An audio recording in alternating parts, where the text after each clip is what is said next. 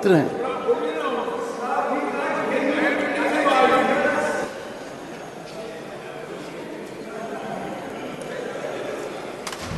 Honorable members,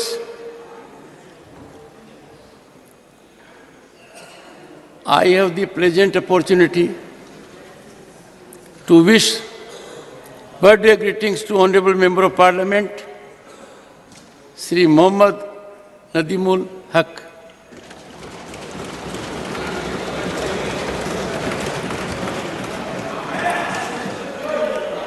Sri Haq has been a member of this House since April 2012.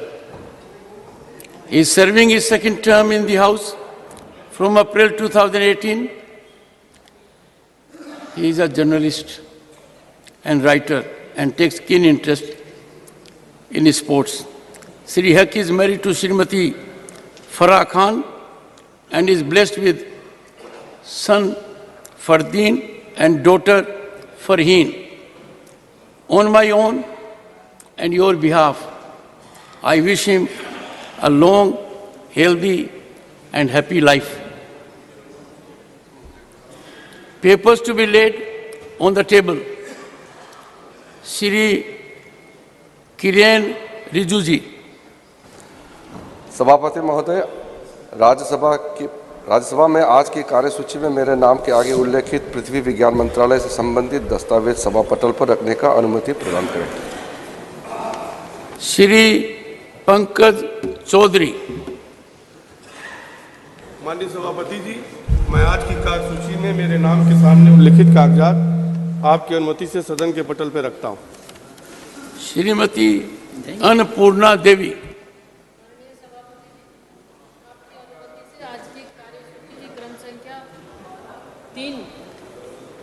मेरे नाम के सामने उल्लिखित दस्तावेजों को मैं सभा पटल पर रखती हूँ। डॉक्टर सुभाष सरकार।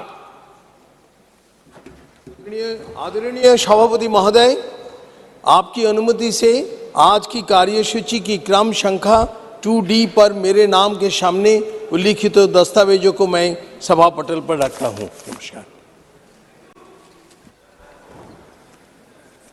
Report of the Department Related Parliament Standing Committee on Labour, Textiles and Skill Development, Shri Vijaypal Singh Tomar। आपकी अनुमति से मैं आज की कार्यसूची में अपने नाम के सामने अंकित श्रम और रोजगार मंत्रालय से संबंधित कर्मचारी राज्य बीमा निगम ESI योजना के तहत प्रयोजक और हितलाभ ESI अस्पतालों का कार्यकरण और कानूनिक निधि प्रबंधन विषय के संबंध में विभाग संबंधी श्रम वस्त्र और कौशल विकास संबंधी संसदीय स्थायी समिति 2022-23 के 91वें प्रतिवेदन की एक प्रति अंग्रेजी तथा हिंदी में सभा पटल पर रखता हूं। Reports of the Committee on Public Accounts, Shri Shakti Singh Gohil। With your kind permission, I rise to lay the Hindi and English version of the report number 74th and 75th of Public Accounts Committee 2023-2024. As listed against my name in today's list at serial number 3B, 1, 74th report on groundwater management and regulation. 2, 75th report related to cultural institutions. Statement by Minister correcting answer to question, Dr. Subhash Sarkar। आदरणीय सभापति महोदय, आपकी अनुमति से आज की कार्यसूची के क्रम संख्या 4 पर मेरे नाम के आगे उल्लिखित कार्य में 29 मार्च 2023 को पूछे गए अतारांकित प्रश्न संख्या 3231 देश में विद्यार्थियों द्वारा की जाने वाले आत्महत्याएं के उत्तर में शुद्धिकरण के बारे में वक्तव्य देता हूं। नमस्कार। Honorable members, I have to inform honorable members that the Business Advisory Committee in its meeting held today on the 20th September 2023 has allotted time for government legislative business as follows. Consideration and passing of the Post Office Bill 2023, time allotted 2 hours. Consideration and passing of the Constitution 128th Amendment Bill 2023, after it is considered and passed by Lok Sabha, time allotted 7.5 hours.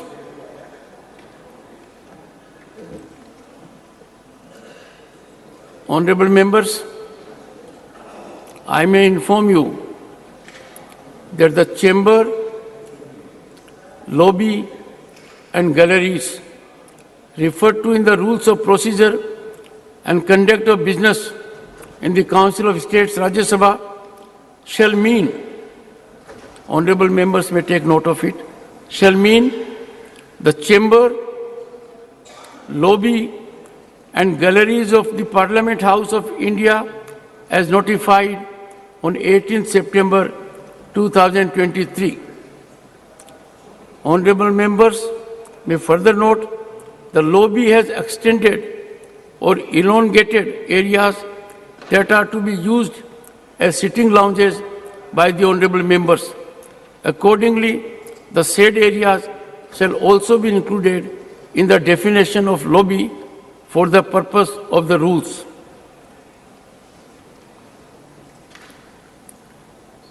Honorable members, I have received one notice under Rule 176 for short duration discussion. The same is from Sri A.A. Rahim, CPIM. The notice is under my active consideration. Honorable members, it gives me immense pride that we are going to have a discussion on the achievements of Bharat in space exploration to commemorate the glorious accomplishments of our space scientists. From the inception of our space program, we have consistently pushed the boundaries of space exploration and our achievements in this domain. These have catapulted the nation onto the global center stage. From Chandrayaan missions to the Moon, Mars, orbital mission Mangalyaan, and Aditya L1 solar exploration, India has shown to the world that the sky is not the limit, it is just the beginning.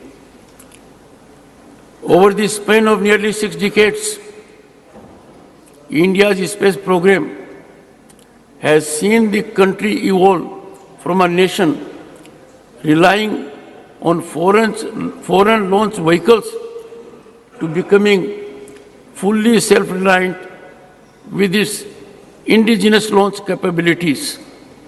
Notably, India has not only developed the capacity to launch its own satellites, but has also extended its services to launch satellites for other countries. Honorable members, from January 2018 to November 2022, the ISRO achieved a significant milestone by successfully launching a total of 177 foreign satellites from a diverse array of countries. So far, we have launched 424 foreign satellites, of which more than 90%, 389, were launched in the last 9 years. We have launched satellites of USA, 231, UK, 86, and Singapore, 20. They are the top 3 beneficiaries of India's international cooperation in this sector.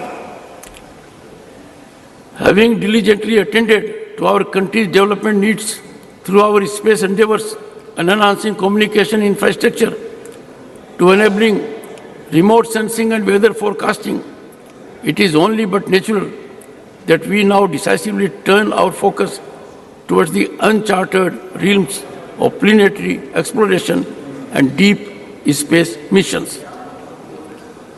With the latest successful Chandrayaan-3 mission, India's space agency, ISRO, has etched its name in the annals of space exploration. India is only the fourth country in history to have soft-landed a spacecraft on the moon, and the first to have done so in the moon's south polar region. Exhibiting tremendous tenacity and turning failures into stepping stones for future success, ISRO took away the right lessons from preceding Chandrayaan-2 mission. Honorable members, as Governor of the State of West Bengal, I was in the Science City, Kolkata, on 7 December 2019, past midnight, with a group of young boys and girls. The landing was not soft. I had then remarked that Chandrayaan-2 was a major success, though was not 100%. The lessons we had learned from this mission helped us to see ultimate success in Chandrayaan-3. With this achievement, India is now a member of the Artemis Accords, the US-led multilateral initiative to place humans on the moon by 2025, and subsequently advance human space exploration throughout our solar system's broader vicinity. Honorable members, our achievements reach beyond the lunar surface. India's Mars orbiter mission, unofficially known as Mangalyaan, showcased our ability to reach the red planet on our maiden attempt. The Mangalyaan spacecraft successfully entered Mars orbit on September 23, 2014, making ISRO only the first Asian and the fourth country in the world to do so, and it achieved this feat with unparalleled cost effectiveness. Just as we were celebrating the achievements of Chandrayaan-3 mission, ISRO unveiled yet another ambitious endeavor, the Aditya L1 mission. Launched just last week, this mission seeks to gain a deeper understanding of the Sun from a unique vantage point approximately 1.5 million kilometers away from the Earth that allows for continuous and uninterrupted study of the Sun. With this mission, India is poised to join an exclusive group of countries dedicated to the study of our nearest star, the Sun. Following its successful missions to explore the Sun and the Moon, ISRO has an array of exciting future endeavors. I am delighted to know that it is now setting its sights on the second most scorching planet in our solar system, Venus. Chandrayaan-1, ISRO's upcoming spacecraft, will likely be launched by end of December 2024. Our scientists and engineers have meticulously crafted Chandrayaan-1 to withstand the extreme conditions of Venus and to operate under the most challenging circumstances. With 3 more launches on the horizon spanning this year, and the next ISRO is positioned advanced Earth monitoring, demonstrate advanced capabilities for precision proximity operations in space, and explore some of the most enigmatic objects in the universe. Having said that, honorable members, I believe ISRO's journey into space exploration has been nothing short of extraordinary. Its achievements in reaching uncharted territories in space garnered international attention. What truly sets ISRO apart, however, is its ability to achieve these remarkable feats at a fraction of the cost when compared to some of the world's other major space agencies, such as NASA and the European Space Agency ESA. Emphasis on indigenization of critical components and reducing reliance on imports has been a critical aspect of its cost-effective approach and has indeed sparked discussion within the international space community. Taking a giant leap forward, a brighter, more innovative and economically robust future in space exploration, the Indian space policy of 2023 welcomes private enterprises into the realm of space exploration. It acknowledges that the private sector possesses the innovative spark, the entrepreneurial spirit, and the financial acumen to propel India's space ambitions to greater heights. The implications, honorable members, of this decision are profound. India's journey in space exploration is indeed a matter of national pride. As we look forward to many more chapters of discovery, innovation, and global collaboration in the thrilling saga of space exploration, let us celebrate Bharat's unstoppable journey to greatness. I now invite the Honorable Leader of the House, Shri Piyush Goyal, to initiate the discussion on India's glorious space journey marked by successful soft landing of Chandrayaan-3. Thank you very much. Thank you very much, Honorable Chairman, sir. It's indeed a matter of great pride for the entire nation and for all of us in this august house that you have permitted this subject to be taken up as the very first subject in the new precincts, and truly something which makes every single Indian, 140 crore Indians, proud of their scientists, proud of their Indian industry, who has contributed in big measure to various components that have come into the entire mission. And today, as I stand before you, I think this is one moment in history that will be etched for generations to come as the turning point in which India truly entered the space age as one of the top 4 countries in the world. And then, as you very rightly pointed out, Chairman sir, the fact that we were the first country in the world to land on the south pole of the moon is by itself giving us a completely new and elevated pleasure. Honorable Chairman sir, ISRO, the Indian Space Research Organization, has truly, by scripting this glorious chapter to India's space journey and proving that even the sky is not the limit for India, really made the entire nation very, very proud and scripted this new space journey.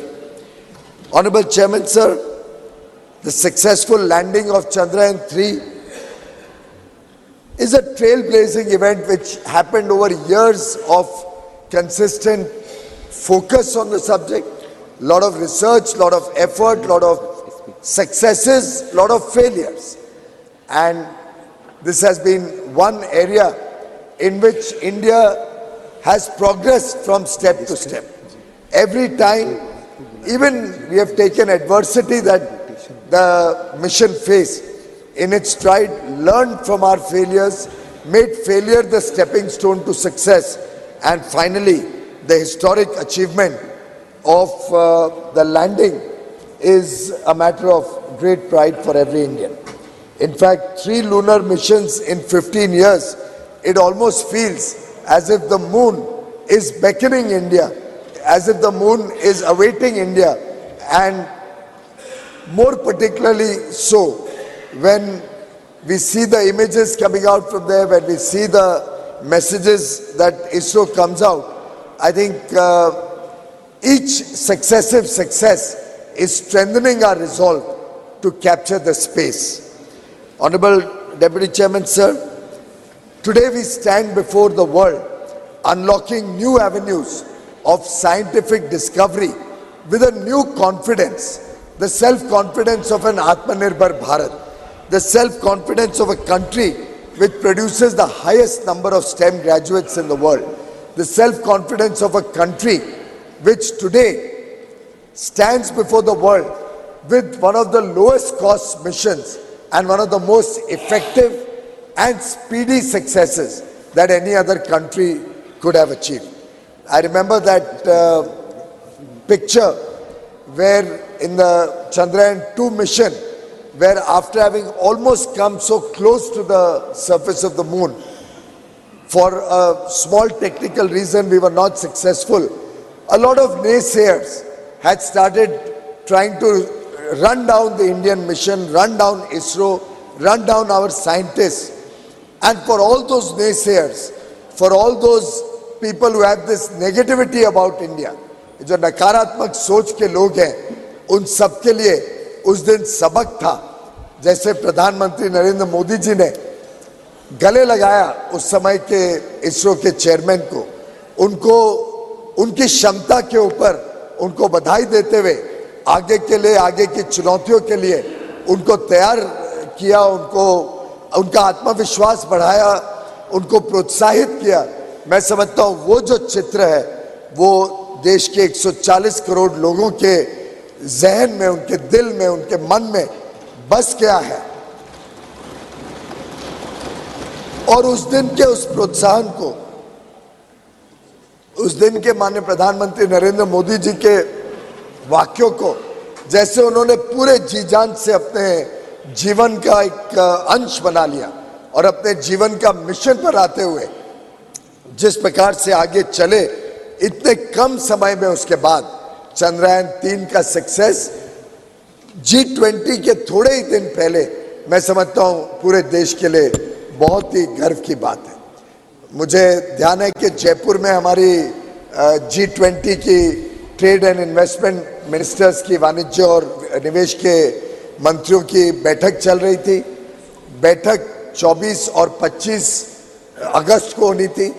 उसी की पूर्व संध्या पे 23 अगस्त को ये हमने सभी ने मिलके एक साथ जब मून लैंडिंग देखी चंद्रयान-3 की, जो गौरव हम सबको महसूस हुआ, जिस प्रकार से पूरा देश गौरवान्वित हो रहा था उस दिन, मैं समझता हूँ वो इतना इन्फेक्चुअस था, उसका प्रभाव विदेश से आए हुए मंत्रियों के ऊपर भी इतना गहरा था कि लगभग विश्व के सभी बड़ी ताकतों के नेता, सभी बड़े देशों के वाणिज्य और उद्योग से संबंधित, निवेश से संबंधित मंत्रियों ने अपने अपने भाषण में, हमारी मीटिंग में, हर एक ने एक स्वर में भारत की तारीफ की, भारत की उपलब्धता को बहुत ही विशेष बताया, बहुत ही साइंटिफिक कम्युनिटी के लिए, हमारी साइंटिफिक अचीवमेंट के लिए भारत की सराहना की और माननीय प्रधानमंत्री नरेंद्र मोदी जी को बधाई दी। उस मौके पे भी G20 की मीटिंग में दुनिया भर के नेताओं ने कि अब Bharat, India is truly arrived at the world stage, अब भारत विश्व पटल पे अपनी छाप छोड़ रहा है। और ये मैसेज आज भारत से बढ़ के पूरे विश्व में गया कि भारत अब बड़ी बड़ी चुनौतियों को सफलतापूर्वक भी पूरा कायम कर सकता है, सफलता प्राप्त कर सकता है। और मैं समझता हूं कि पहले हम सुनते थे यूएस, यूएसएसआर, चाइना, ऐसे देशों ने हजारों लाख करोड़ रुपए खर्च के ये एक मिशन किए थे। भारत एक ऐसा देश है जिसने बहुत कम खर्चे पर, बहुत कम लागत पर और अधिकांश जो उसमें पुर्जे लगे हैं वो भारत में बनने के कारण, मेक इन इंडिया के जो जोर लगाया गया उसके कारण आज भारत को एक अलग ही श्रेणी में लेके जाता है। अब कई देश, और उस मीटिंग के दौरान भी कई देश के मंत्रियों ने मुझसे साझा बातचीत की कि अब वो भी चाहते हैं कि स्पेस मिशन में हमारे साथ जुड़ें, वो भी चाहते हैं कि उनके भी जो फ्यूचर स्पेस प्लान्स हैं उसमें भारत के साथ साझा भागीदारी करना चाहते हैं, पार्टनरशिप करना चाहते हैं, सीखना चाहते हैं और जॉइंट एंडेवर्स आगे चल के बढ़ाना चाहते हैं स्पेस की तरफ। ठीक है माननीय उपसभापति महोदय, जो दोनों मिशन लाइफ हुए लैंडर और रोवर के, इसका जो सराहना हमने अलग अलग पत्रकारों में देखी, उसके 3 प्रमुख जो उद्देश्य थे, 3 मेन ऑब्जेक्टिव्स ऑफ चंद्रयान 3, वो तीनों इतनी सफलतापूर्वक, इतने प्रिसिशन से, एग्जैक्ट 6:04 पे जो लैंडिंग हुई, वो तीनों जो हमारे लक्ष्य थे, एक था कि सेफ एंड सॉफ्ट लैंडिंग हो मून सरफेस के ऊपर, दूसरा था कि हम डेमोन्स्ट्रेट कर सके, दिखा सके रोवर ऑपरेशंस, जो मून पे रोवर बाहर निकला और उसने जो ऑपरेशंस करी, और ऑन साइट एक्सपेरिमेंट्स जो लूनर सरफेस पे करने थे। ये तीनों पे 100% सफलता प्राप्त करना, ये हम सबका सौभाग्य है। और मैं अपने पूरे सदन के मेंबर्स की तरफ से आपके माध्यम से प्रधानमंत्री नरेंद्र मोदी जी को, जो टीम स्पेस और साइंस एंड टेक्नोलॉजी की केंद्र में और राज्यों में इस विषय के ऊपर चिंता करती है, और जो पूरा इसरो की टीम है जिसने इस पे दिन रात मेहनत करके, विशेषकर जो हमारी महिला साइंटिस्ट हैं, उनको मैं विशेष करके धन्यवाद भी देता हूं, उनको बधाई भी देता हूं। हमने देखा है गत दिनों में कैसे महिला साइंटिस्ट ने एक प्रमुख भूमिका निभाई है हमारे अलग अलग स्पेस मिशंस में, और ये महिला साइंटिस्ट आज वास्तव में भारत का गौरव बनी है, और मुझे लगता है हम उसका एक प्रकार से उनको धन्यवाद के रूप में तोहफा आज लोकसभा में, और उम्मीद करते हैं कि वहाँ से पास होके आज रात तक आ जाए यहाँ, तो कल राज्यसभा में हम जब महिला आरक्षण पास करेंगे, कॉन्स्टिट्यूशन अमेंडमेंट बिल पास करेंगे, मैं समझता हूँ एक सही मायने में हमारी बहनों के लिए, हमारी माताओं के लिए, हमारी छोटी बिटियाओं के लिए, जिन्होंने इतने बड़े लक्ष्य प्राप्त करने में अपना अमिट छाप छोड़ी है, इतना बड़ा योगदान दिया है, वो भी एक पूरे देश और विश्व को मैसेज जाएगा कि ये देश बहुत कृतज्ञ देश है। ये देश महिलाओं के सम्मान करने में कोई कटौती नहीं करता, और आगे चल के महिलाओं को और बड़े रूप में इस देश के विकास के प्रवाह में जोड़ने के लिए अहम कदम उठा रहे। माननीय उपसभापति महोदय, ये जो विक्रम लैंडर था, जो प्रज्ञान रोवर था, और जो प्रोपल्शन मॉड्यूल था, ये भारत में बना। मुझे याद है 2014 में जब मेक इन इंडिया का माननीय प्रधानमंत्री जी ने आह्वान किया था, तब कई सारी टिप्पणियां आती थी कि ये मेक इन इंडिया सफल नहीं हो रहा है, मेक इन इंडिया में क्या हो रहा है, क्या नई चीज करी। पीछे भी हाल में भी कुछ दिनों पहले एक नेता का बयान मैं पढ़ रहा था, जो एक प्रकार से बड़े ओछे शब्दों में बहुत छोटे स्तर पर मेक इन इंडिया के मजाक उड़ाने की कोशिश हो रही थी। मैं समझता हूं हमारे इस मिशन ने, चंद्रयान 3 ने और इसरो की कामयाबी ने एक पूरी तरीके से सिद्ध कर दिया कि भारत में बना हुआ सामान, भारत में बने हुए पुर्जे, भारत में बने हुए अलग अलग जो इस पूरे मिशन में कंपोनेंट्स लगे, इक्विपमेंट लगा, इसने इस देश को नई ऊंचाइयों तक पहुंचाया। और आज पूरा विश्व भारत की तरफ देखता है, जब वो देखते हैं कि हमें मैन्युफैक्चरिंग कैपेबिलिटीज चाहिए, हमें टैलेंट चाहिए, हमें स्किल्स चाहिए, तो उनको एक देश जो नजर आता है, विश्वसनीय देश, एक विश्वसनीय साझेदारी में भाग लेने वाला पार्टनर, तो वो भारत है। और भारत के ऊपर आज विश्व की भी निगाहें टिकी हुई है, विश्व का विश्वास बना हुआ है। माननीय उपसभापति महोदय, अगर हम डिजाइन कैपेबिलिटीज देखें तो जो डिजाइन कैपेबिलिटीज डेवलप हुई हैं चंद्रयान 3 के दौरान, उससे हमें आगे चल के बहुत लाभ होगा। और हमने अलग अलग तरीके से देखा है कि स्पेस टेक्नोलॉजी का लाभ भारत की विकास यात्रा में सिर्फ स्पेस नहीं, लेकिन हमारी लोकल डेवलपमेंट में भी बहुत बड़ी तरीके से लाभ देता है। जैसे कि माननीय सदस्य जानते हैं, आप भी भली बात है, आपने देखा है पीएम गति शक्ति, ये क्या है? ये एक प्रकार से स्पेस टेक्नोलॉजी का इस्तेमाल करते हुए भारत के आधारभूत सुविधाएं, भारत के इंफ्रास्ट्रक्चर को और मजबूती देना और गति देना और प्रगति को तेज करना उसका एक साधन है। पीएम गति शक्ति में स्पेस टेक्नोलॉजी इस्तेमाल करके अलग अलग लेयर्स ऑफ टेक्नोलॉजी, अलग अलग लेयर्स ऑफ डेटा जो तैयार किया गया, जो स्पेस से मैपिंग की गई, और इसका काम माननीय उप सभापति जी, प्रधानमंत्री जी जब मुख्यमंत्री थे, गुजरात के मुख्यमंत्री थे, आज से 12-14 साल पहले उनके मन में एक कल्पना आई थी कि स्पेस टेक्नोलॉजी का मैक्सिमम इस्तेमाल भारत में कैसे किया जाए, भारत कैसे लाभ ले सकता है स्पेस टेक्नोलॉजी का। तब उन्होंने बाइजैक नामक एक संस्था गांधीनगर में एस्टैब्लिश करी और बाइजैक के माध्यम से ये शुरुआत करी कि कैसे भारत के आगे के भविष्य के विकास यात्रा में आधुनिक सुविधाएं और सफलतापूर्वक हम भारत को एक international centre for manufacturing, trade and business बना सके।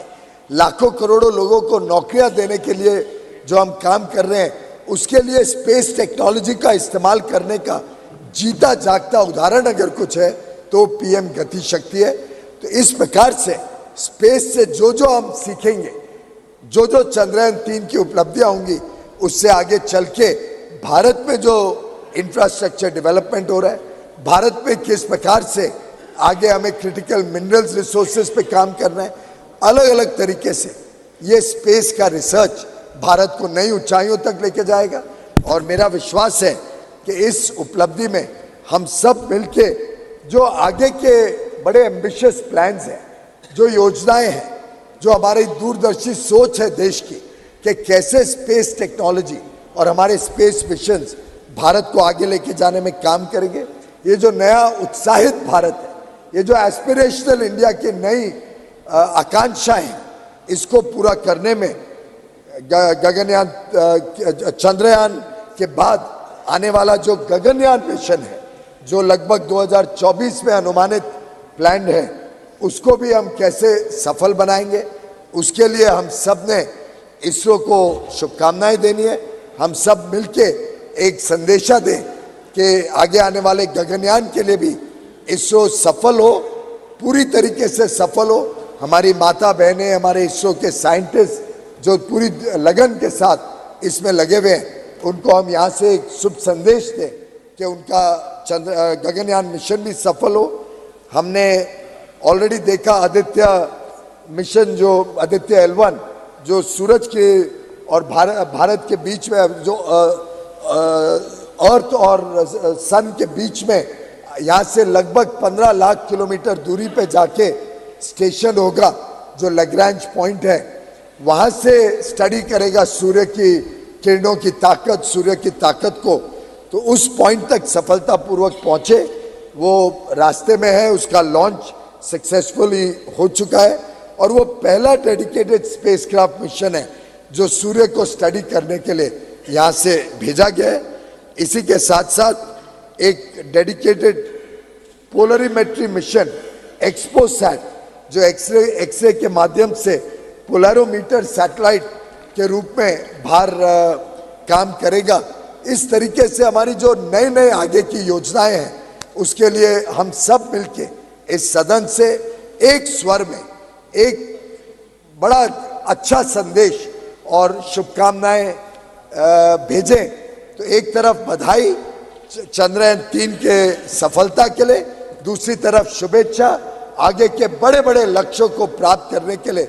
ये जब एक स्वर में पूरा सदन ये मैसेज भेजेगा, तो मैं समझता हूं कि सभी जो इस मिशन के साथ जुड़े हुए हैं, चाहे वो प्रधानमंत्री नरेंद्र मोदी जी का प्रोत्साहन हो, चाहे हमारे अफसरगण हो, चाहे इसरो के साइंटिस्ट हो, हर एक व्यक्ति जो अलग अलग इन मिशंस में अपने अपने पुर्जे, अपने अपने कंपोनेंट्स, इक्विपमेंट्स बना के योगदान दे रहे, और एक प्रकार से 140 करोड़ देशवासियों का उत्साहवर्धन करने का काम आज पहले ही सिटिंग में, कल पहली सिटिंग थी, आज पहले ही डिस्कशन में हम ये जो संदेश देने जा रहे हैं, ये भी बड़ा शुभ संदेश है। कल यहाँ पे महिलाओं को आरक्षण देने का काम भी मैं उम्मीद करता हूँ कि सर्वसम्मति से जब ये सदन पास करेगा, पारित करेगा, तो दो शुभ संदेश, एक तरफ यहाँ का हमारा प्रवेश, आज का ये चंद्रयान-3 का बधाई का और शुभकामनाओं का मैसेज इसरो को, और तीसरा कल महिलाओं को, हमारी माता बहनों को आगे की जो लेजिस्लेटिव भारत की प्रवाह है, जो आगे जो भारत के आगे आने वाले दिनों में अमृत काल में विकसित भारत बनाने की जो जर्नी रहेगी, उसमें हमारी माता बहनों का, महिलाओं का आरक्षण देके इस सदन पार्लियामेंट में और ज़्यादा योगदान मिले, उसके लिए जो हम कदम उठाने जा रहे हैं, मैं समझ पार्लियामेंट, लोकसभा में और असेंबलीज में, दोनों में जो हम कदम उठाने जा रहे हैं, ये तीनों ये शुभ संदेश एक प्रकार से एक नई सुबह लेके इस सेशन को भी यादगार बनाएगा। ये नई सुबह देश की अमृत काल की यात्रा में भी हम सबके लिए ऐतिहासिक क्षण बनेगी, और हम सब इसके साक्षी हैं, हम सब इसमें भाग ले रहे हैं। ये हम सबका बहुत बड़ा सौभाग्य है। आपने मुझे इस चर्चा को शुरू करने के लिए मौका दिया, इसके लिए मैं आपका आभारी हूँ। बहुत बहुत धन्यवाद। माननीय पीयूष गोयल जी। माननीय Shri Jairam Ramesh ji. Thank you, sir. Sir, I rise to speak on a discussion that is entitled India's Glorious Space Journey Marked by Successful Soft Landing of Chandrayaan-3. Sir, listening to the Leader of the House, it appeared as if this glorious space journey started only in 2014. Yes. And that the sutradhar of this space journey is the Prime Minister. I want to take this occasion, sir, to revisit this glorious space journey, not to make political debating points, but to pay tribute to a remarkable generation of Indian scientists and technologists who could have worked anywhere in the world, but chose to come back to India in the 1950s and 1960s. Sir, I have before me a government order issued on the 22nd of February 1962. This is the 22nd of February 1962, an office order issued by the Government of India, which reads that the Union Government has set up the Indian National Committee for Space Research. The committee is set up on the recommendations of the Scientific Advisory Committee to the Cabinet will advise the government on the promotion of research in and exploration of space and its utilization of peaceful purposes. India's glorious space journey began on the 22nd of February 1962, which was marked by the establishment of the Indian National Committee on Space Research. There were two people who were responsible for getting this INCOSPAR set up. Both were the great scientists of India. One was Homi Bhabha, who was then the chairman of the Scientific Advisory to the Committee to the Cabinet, and the second was Vikram Sarabhai, a great name, a man who had a vision for Indian space, and I expected the Honorable Leader of the House at least to make a passing mention of Vikram Sarabhai. Sir, I'm not yielding. Please. Sir, it was 2 weeks. It was 2 weeks before INCOSPAR was set up that the Prime Minister of India, the then Prime Minister of India, Jawaharlal Nehru, went to Ahmedabad to visit the physical research laboratory that was created by Vikram Sarabhai way back in 1947. Sir, this is a photograph I have of Pandit Nehru with Vikram Sarabhai and E.V. Chitnis. In the old Parliament House, you could have seen this photograph. But in this new Parliament House, we need a telescope to see each other. I don't have a telescope, sir, but you can take me for my word. This is a photograph of the Prime Minister of India with Vikram Sarabhai and Professor E.V. Chitnis, who is 97 years old and is still alive. He is one of the key figures in this space journey. And in fact, Professor Chitnis's greatest contribution to our space program was the recruitment of a young engineer from the Madras Institute of Technology named APJ Abdul Kalam. Sir, after the establishment of INCOSPAR on the 22nd of February 1962, the second milestone in this glorious space journey was on the 21st of November 1963, when India launched its sounder rocket from Thumba, near Trivandrum. This was called TERLS, the Thumba Equatorial Research Launching Station.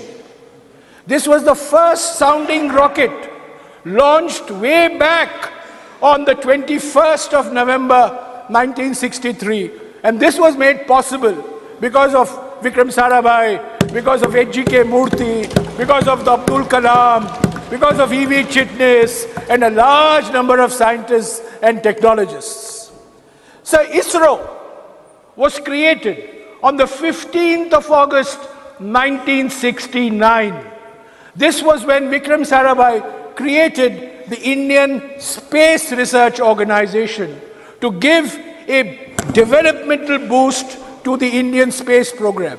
So the Indian space program is the only program in the world that has not come out of the military sector. It has been a civilian program all through. The Indian space program is the only program to have a developmental thrust. The use of space for remote sensing, the use of space for rural development, the use of space for communication, for weather forecasting. This is being the hallmark of India's space program going back to the creation of ISRO on the 15th of August 1969. So, on the 25th of December 1971, unfortunately Vikram Sarabhai passed away very suddenly at the young age of 52. He died of a heart attack in Kovalam Beach near Trivandrum. The Indian space program was then faced with a huge crisis. It had lost its Karta Data, it had lost its Nirmata, it had lost its visionary, Vikram Sarabhai, who had lived and dreamt of India as a space power. It was then that the then Prime Minister of India, Indira Gandhi, took what I consider to be the most important step that has made India the space power that we are all proud of today. So she wrote a letter to an Indian scientist who was then taking a sabbatical at the famous California Institute of Technology in Pasadena in California.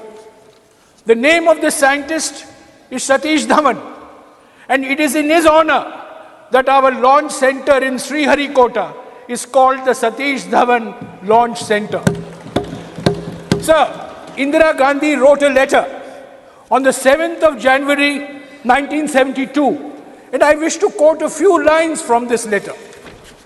This is the Prime Minister of India writing, "Dear Dr. Dhawan, Vikram's sudden and tragic death has deprived our entire space research program of leadership. You are aware of the heavy investment we have made in it. The 10-year profile of the development of space shows the extent of our commitment. We cannot afford to allow the entire organization to crumble.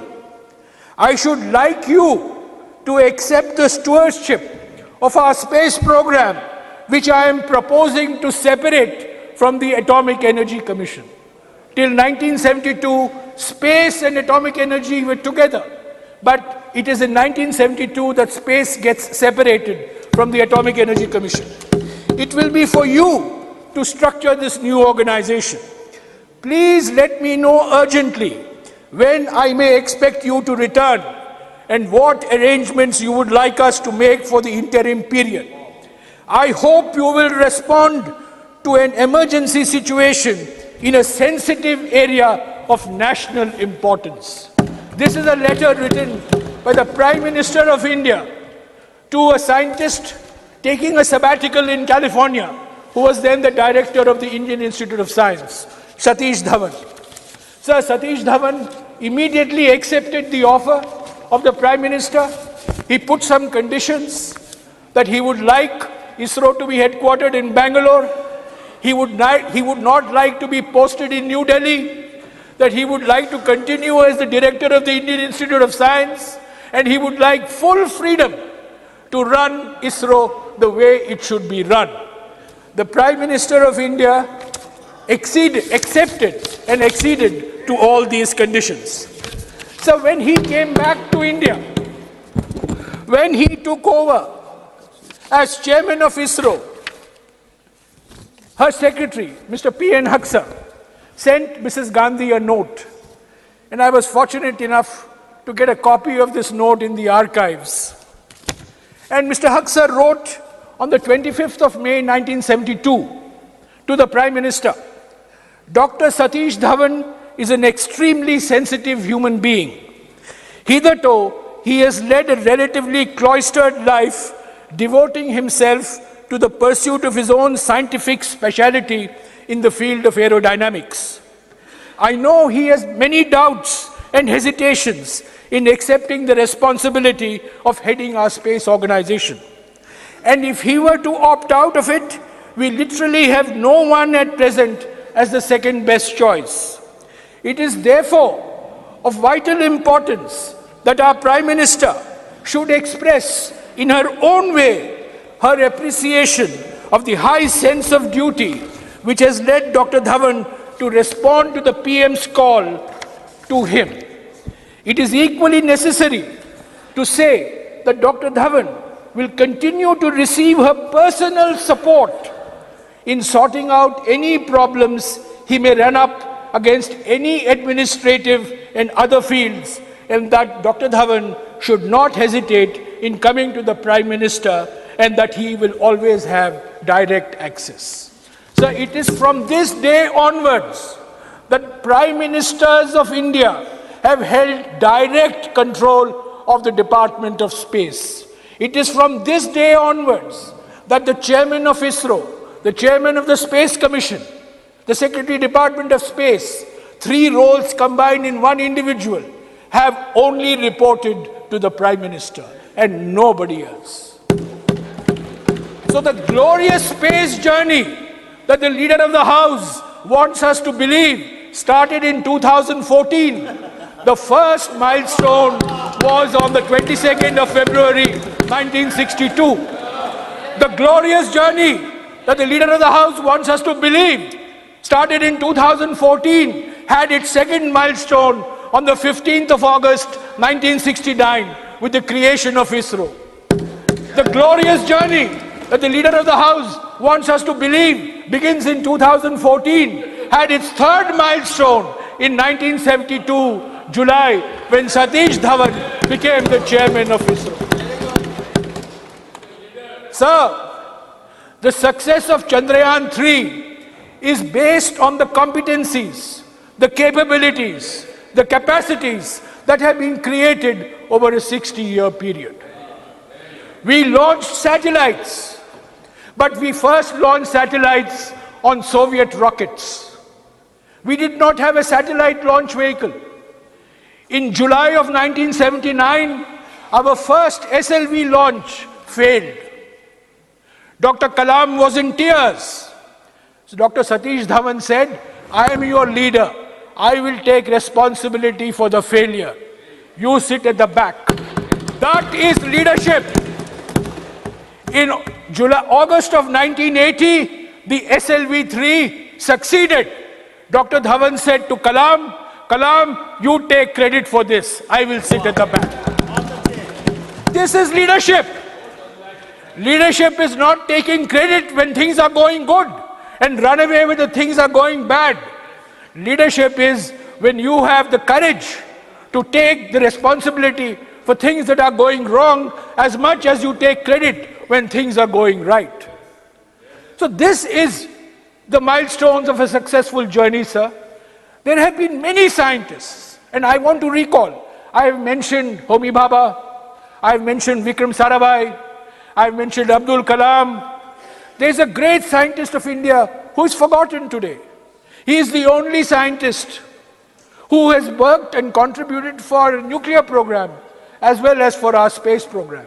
And if you go to the Vikram Sarabhai Space Center in Thiruvananthapuram, you will see a statue of him in the space organization headquarters. His name is Brahma Prakash. He's probably one of the greatest metallurgists that India has produced. And he made a huge difference to our space program and to our atomic energy program. We have had a succession of chairmen. We had Satish Dhawan, U.R. Rao, Madhavan Nair, Kasturi Rangan, Radhakrishnan, Shivan, and now of course we have Somnath. Each of them have made contributions because the political leadership has given them the freedom to make those contributions. Sir, I also want to say that India's space program has always had a developmental orientation. It has always been space for development, space for communication, space for rural development, space for weather forecasting, space for identifying sources of water. Indian scientists and technologists have never seen India's space program as a symbol of Indian nationalism. It has always been seen in a developmental perspective. It has always been seen as an instrument of fulfilling developmental aspirations. And that's why we had INSAT, the Indian National Communication Satellite. And it is because of INSAT that we improved our weather forecasting. We located sources of water. We created new maps. We created platforms like Bhuvan. So while it is natural for all of us to take pride, I would like to urge all of us to please look at our space program fundamentally as an instrument of development and not as an instrument of muscular nationalism. This has been the hallmark of India's space program for the last 60 years. And let it be in that spirit with which it was founded by our scientists and technologists. Sir, I am entirely in agreement with the Prime Minister when he said yesterday that the Chandrayaan-3 achievement creates a new excitement for science. But sir, what is the point creating an excitement of science when you're removing Darwin's theory of evolution from textbooks? What is the importance of creating excitement of science when you reject Newton, you reject Einstein, you think all knowledge was available to India 2000 years ago? Sir, that is not a scientific temper. Scientific temper is the spirit of inquiry, is a spirit of questioning. We have had glorious tradition. We have had glorious tradition in mathematics. We have had a glorious tradition in metallurgy. We have a glorious tradition in astronomy. But, sir, let us take pride in our past, but let us not think that all of modern science, all of modern technology was known to us 2000 years ago. We have to move with the times. That is the scientific temper. That is the scientific spirit. If you reject science, if you do not give your scientific institutions freedom, if you do not allow scientific endeavor to flourish in a spirit of professionalism, you can have all the Chandrayaans of the world, but it is not going to make a difference to the minds of the young. So we have to create a complete distortion of facts. In fact, the Indian space program has always been based on creative partnerships with Indian private sector and Indian public sector. Our nuclear reactors are made in India. Our rockets are made in India. Our launchers are made in India. Our satellites are made in India. And they were being made in India before 2014. Sir, I don't know what your intention is, whether you want to pass a resolution at the end of the discussion. But if you do want to pass, sir, let me finish, sir.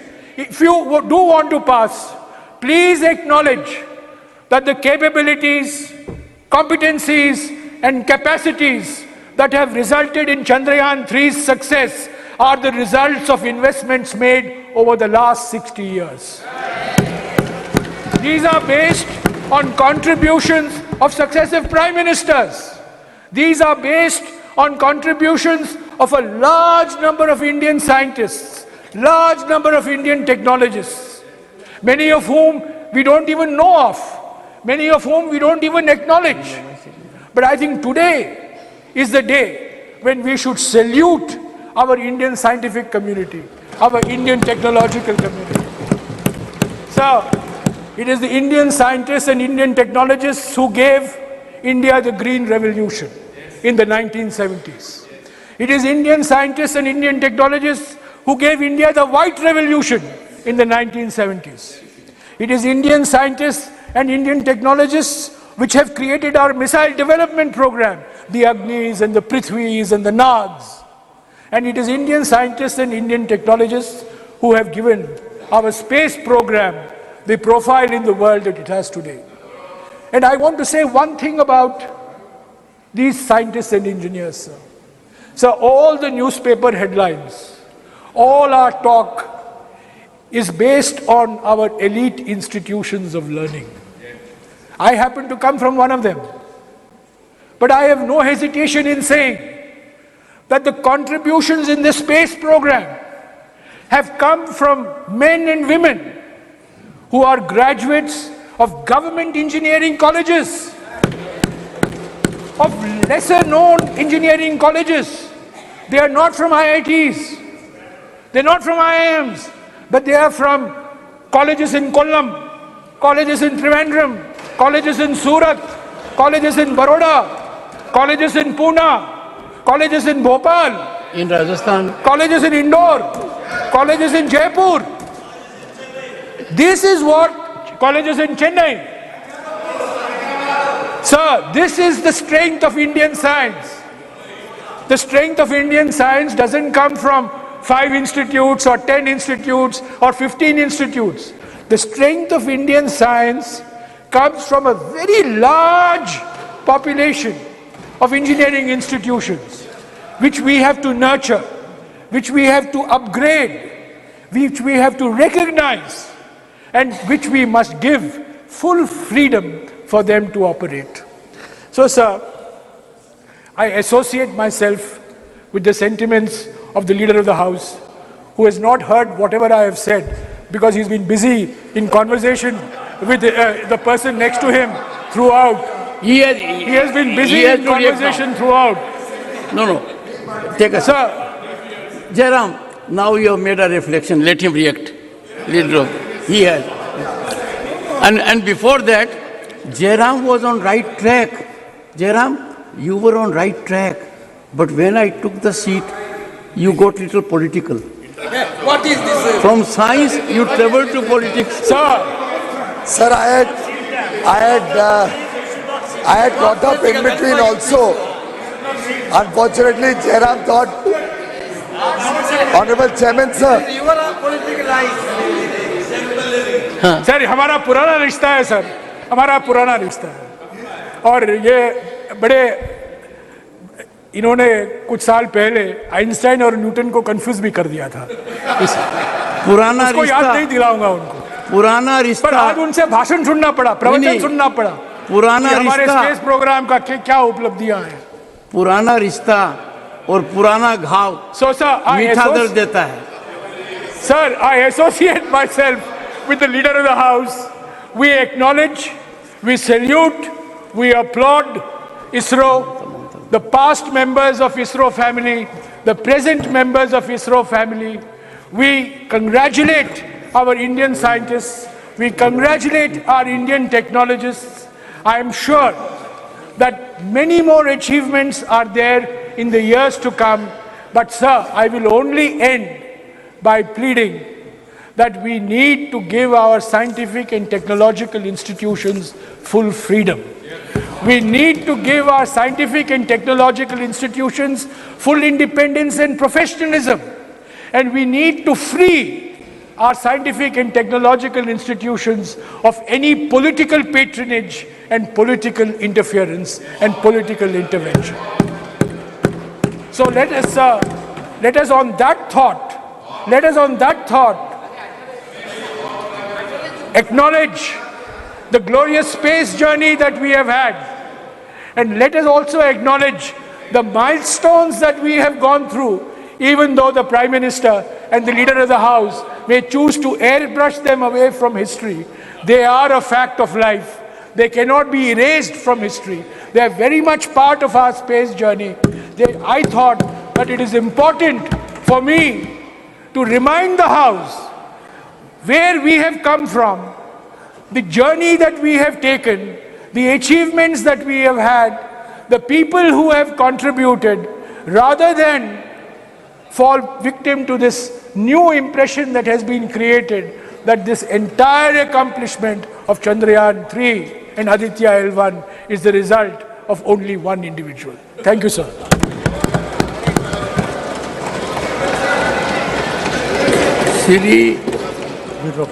Sri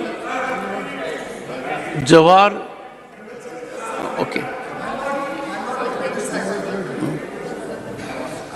Got up as soon as Jairam initiated, and you're right, he started on the right track. I got up, unfortunately he did yield, only to say I fully agree with him and associate with him when he was talking about the journey. But now, since he has also taken it to a political level, I have only two comments to make, sir. Of course, the journey is extremely important. We have all assembled here. We are all going to speak about various aspects of the journey, and we have many other speakers who will be delving on who played what role, who provided what kind of funding support, who made this whole mission really get the kind of speed and scale that made it a success. But at the end of the day, I'm sure my honorable colleague and friend Jairam will also appreciate that people run many races. There are marathons run, there are sprints run, there are 100 meters, 200 meters, 42 kilometers, all sorts of races. But ultimately, one must also acknowledge that it's the Your turn will grit come. and determination that makes the winner win. But on the other point where he made a personal comment on me, well, I'm sure everybody is human and everybody can make mistakes. Honorable members. I may not be as infallible as Mr. Jairam Ramesh. He's of course infallible. Please. He has never made any mistakes in life. Right. I have very openly and in public acknowledged I made a mistake at that point of time in the rush of speaking. But I have not made the kind of colossal mistakes that my friend Jairam Ramesh has done when it comes to killing the development journey of India. In so many ways, my friends from Andhra and Telangana are still suffering for the irrational way in which, as the architect of the split of Andhra Pradesh, he left both countries, both states in trouble. I have not politicized it. I have not spoken about his failures when it comes to environment. I have not spoken about how he became an impediment to the very progress of the nation of infrastructure development. I think we can leave. Please, no, take it. Honorable members, please. One second, I'll come to you. I'll come. Please take your seat. Please. Please, honorable members. I hope the comment I'm making now will be appreciated. The intellectual level of the House is very high. About 3 decades ago, I was in Rajya Sabha as a junior minister. A very distinguished member was making a scholarly address, as Jairam made. At that point of time, there was entry of another member. It is in the context of Leader of the House saying, I fully agree with him. I am on that. So when that member entered, the speaker got worried that that member will unsettle him. So he immediately says, even my very good learned friend agrees with me, so that he doesn't say otherwise. And came the swift comment, fools never differ. That was the comment. No, I said you have to understand, sir. I said it with apologetic mode. That if these two have agreed, we have to see in several perspectives. Mr. Jawar Sarkar, you will take a time, sir. Sir, what did you say, sir? One second. One second.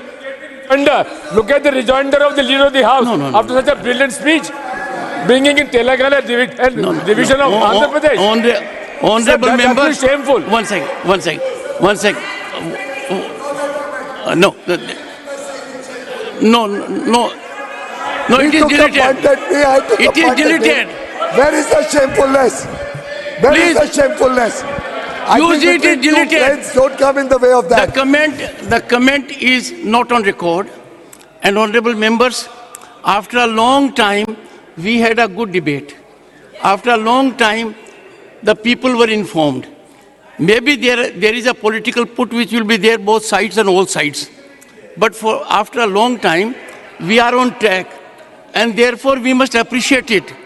My comment, light comment was in that direction only. Let us play. No.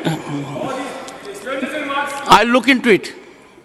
But all I'm saying is, after a long time, we have had some return to a situation where outside people will get some knowledge. They will get inspired. All sides. You want to say something, ma'am? Yes, ma'am. Well, one of the greatest artists, and I have admired her for a long time, several decades. If she associates with sentiment, it's a great positive gain for all of us. Mr. Jawar Sarkar, and he brings on the table huge bureaucratic experience. Mr. Jawar Sarkar. Thank you, sir. As I can't see any clock, I hope my time starts now. Sir, the first point that I would like to make is across the House. 21 minutes.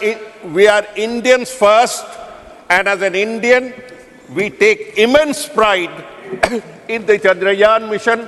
We take immense pride in the scientific achievements of India, irrespective of what part of India we come from, what we represent. That is the first basic point that we have to remember. India is a continuum. India is eternal. And we cannot slice a part of India and say, this was my part and all the credit happened during this part. All the discredit happened during that part. We were all part of a continuum.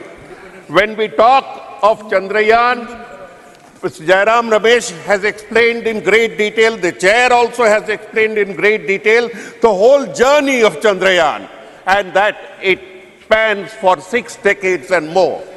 Numerous individuals have contributed to it. Today is a time when we need to remember them. We need to celebrate the moment, but we also need to remember our history. We also need to celebrate history. So I'll begin with where Mr. Jairam Ramesh said, the great contribution of Pandit Nehru to the whole episode, to the whole journey.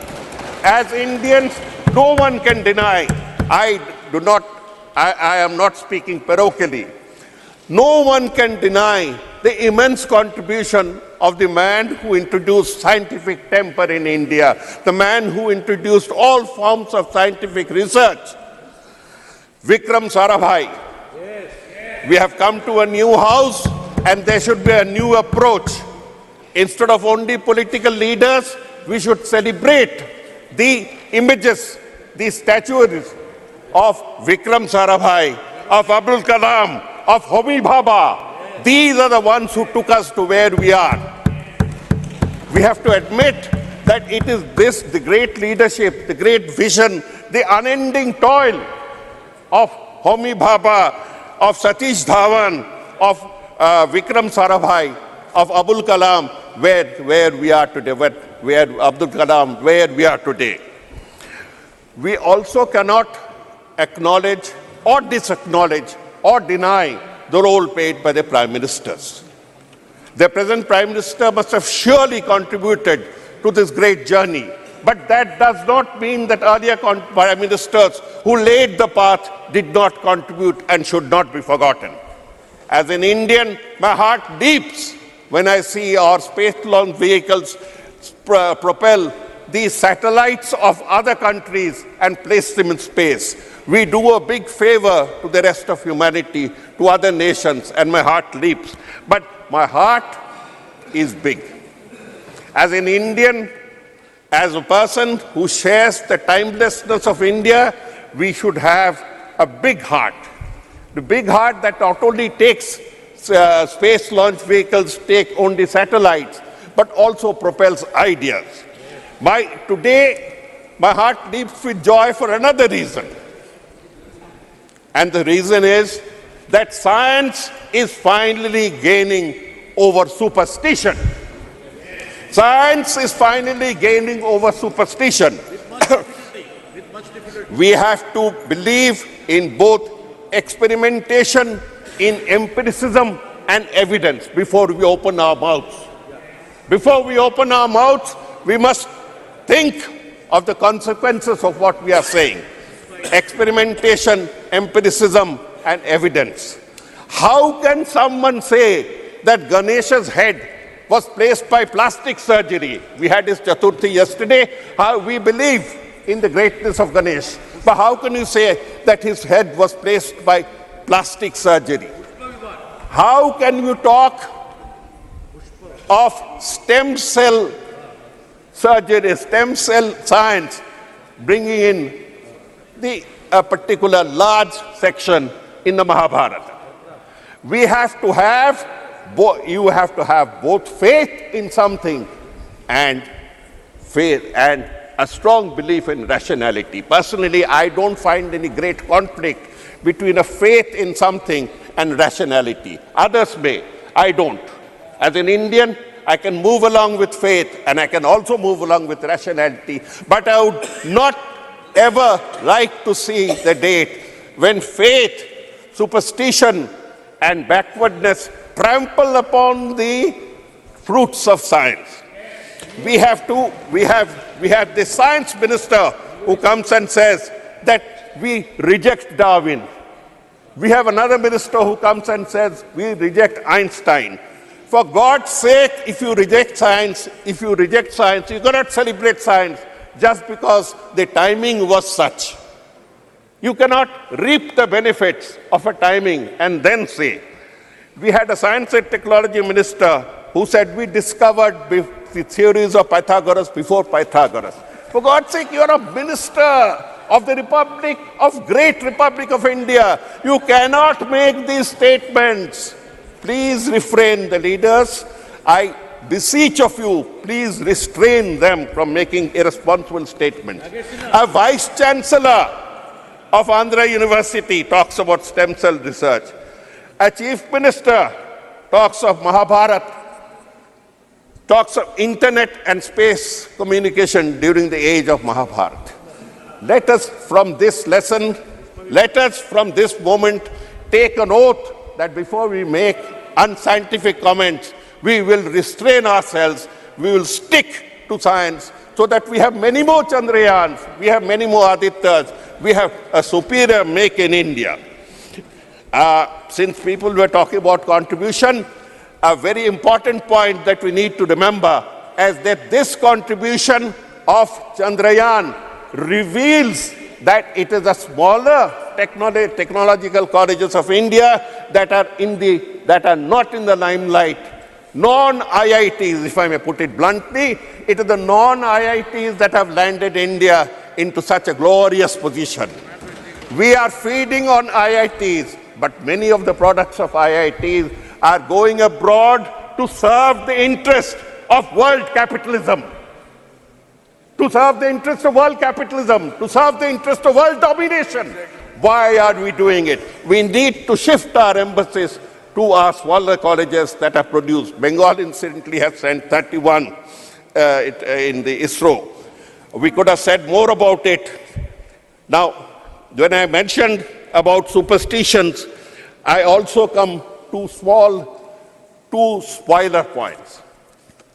We have spoken about the greatness of ISRO, but we have not mentioned one word about the Devas Antriksh scandal. The Devas Antriksh scandal remains alive till today. A few months ago, the Delhi High Court has pronounced a judgment which will make you shiver. They say there is poison in the seed. The entire thing is a poisoned effort. It doesn't matter to me which regime did it. No regimes get into such great detail. It doesn't matter. We should have closed this chapter. We should have punished them because we remain vulnerable to an international fraud of something like 30,000 crores. Why should we pay it? Just because some technocrat made a dirty deal. We talk of the Nambi effect, we celebrate. We can celebrate science, we can celebrate the effects of science, we can celebrate our victories, but do not, as the chair has said, bring politics into it. This brings me to a point where I say that if you want to really move forward with more Chandrayans, with more Adityas, with more progress in this domain, free science.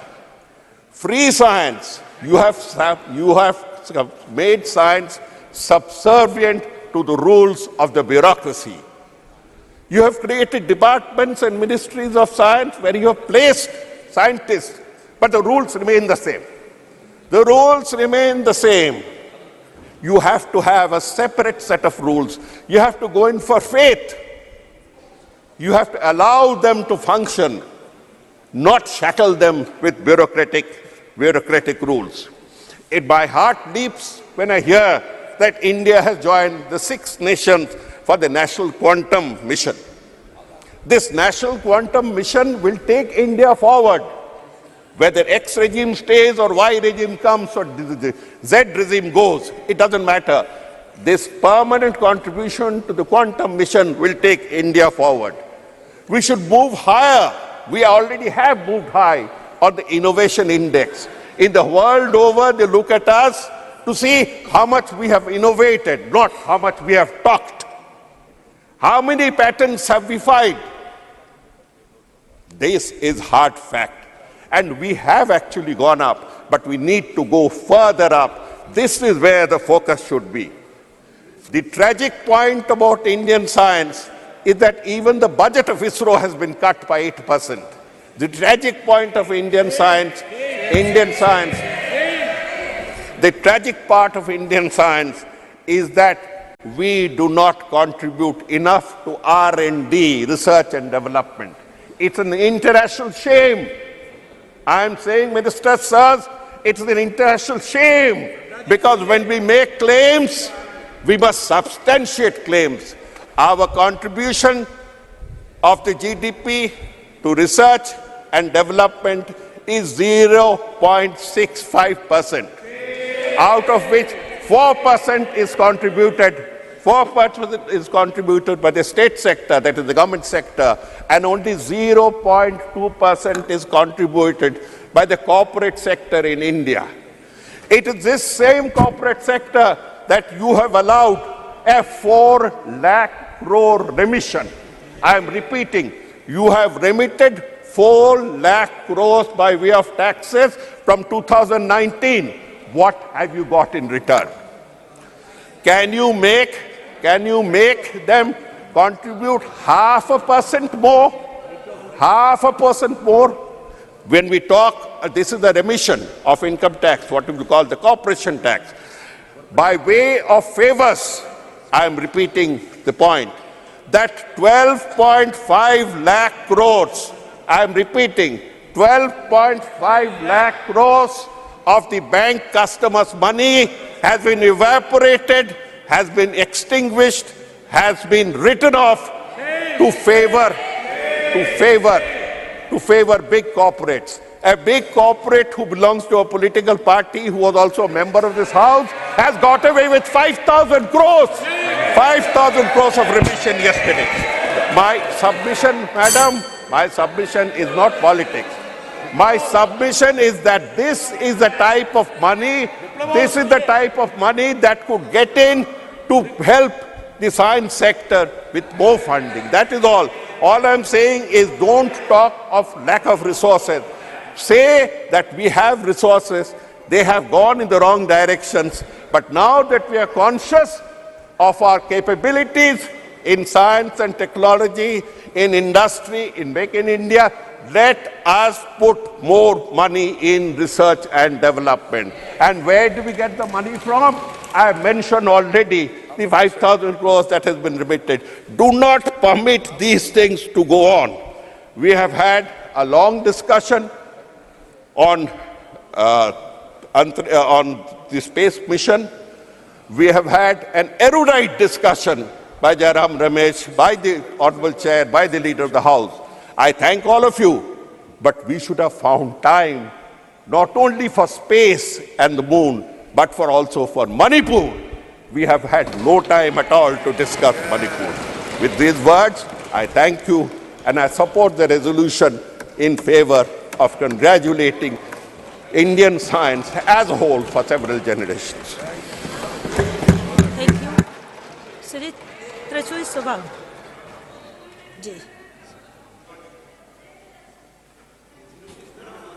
Thank you, Madam Chairperson. I am very proud to participate in this discussion of India's glorious space journey marked by successful soft landing of Chandrayaan-3 on the moon, as a citizen of India and not of Bharat. Really, it's a proud moment. The whole world is celebrating. Chandrayaan-3 has landed in the moon very softly, and the lander and rover are doing their works very softly. But we landed in this new parliament building and only turmoil and turbulence are seen for the past 2 days. That is moon and this is parliament. Very happy moment that India is the first country to have landed in the south pole of the moon, which is being celebrated across the world, though it stands for among the other countries who have reached the moon. After this successful mission, India's space industry, exploration industry is being talked much about in a big and proud way across the world. And the Indian spacecrafts are being considered and seen as milestones of this sector. All this credit goes to the team of the ISRO. The relentless pursuit, the dedication and their passion has made this country globally very famous. And I don't want to repeat what Mr. Jairam Ramesh told or Mr. Sarkar spoke here. Yes, the history is very long. And Vikram Sarabhai, who has to be recollected at this moment, started the ISRO journey from a church. The church gave its praying space for Vikram Sarabhai to launch his first rocket when he was searching for a suitable space. So for this, no caste, no religion, no anything, it is India. And India has traveled a long way, and now we are reaching to heights which is being appreciated.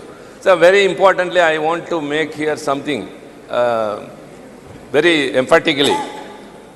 The mission director of this Chandrayaan-3, which is being very much celebrated, is Mr. Veera Muthuvel. He is from Viluppuram, Tamil Nadu, where our finance minister has also studied schooling. And he studied in a government school. He went to Coimbatore and did his engineering in Lakshmi Engineering. And then he came to Tiruchi, to my place, and did his NIT. And now he is considered to be a very shining example for all the aspiring scientists and engineers who are indulged in aerospace. And added to that is Chandrayaan-2. It is one Vanitha Muttaya. She is from Chennai, very ordinary, humble family. She also studied from a government school, studied in various engineering colleges in Tamil Nadu, and now she was the project director of Chandrayaan-2. And Chandrayaan-1, Mailsamy Anadurai, who is called as the Moon Man, he was the first one.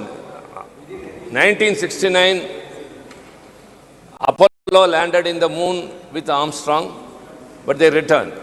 But it was the mission of Mailsami Annadurai which came with the result that there is water is available in the moon, and that is being held across the world. He is responsible for 60 satellites which have been successfully launched by the ISRO. He is also from a very humble family. He studied in the government school and have achieved. And now the Aditya #1, Aditya 1, going to explore the sun. The mission director is one, Nisha Shaji Sultana from Sengote of Tamil Nadu, southern end of Tamil Nadu. She also is from a very humble family, and she studied in a government school and did her engineering. So what has been established by all these things means, to achieve something, a person need not study in a government school, a person need not go abroad to get their education. And all these students and all these engineers who have succeeded are from Tamil medium school. And their second language is only English.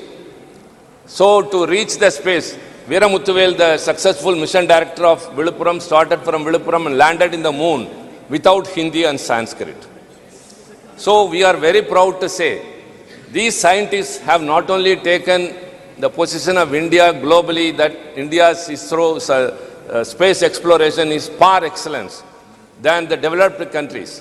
So also they have established even persons from ordinary family who are expertised in their own mother tongue and having English as their link language can successfully achieve many things.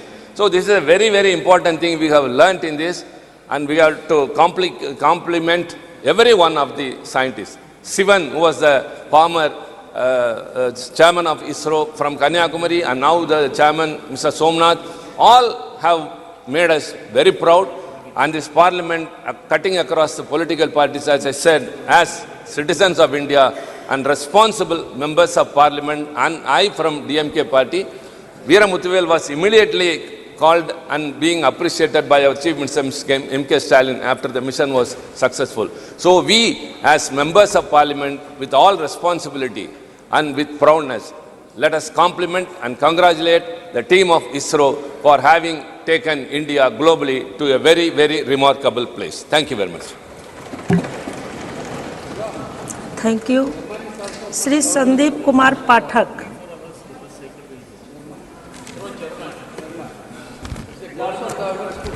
बहुत बहुत धन्यवाद chairman sir. आज मैं पूरे देश को बधाई देना चाहता हूं इस बहुत ही महत्वपूर्ण सफलता के लिए, और सबसे ज़्यादा उन वैज्ञानिकों को और उन लीडर्स को जिन्होंने इस पे कंट्रीब्यूट किया है।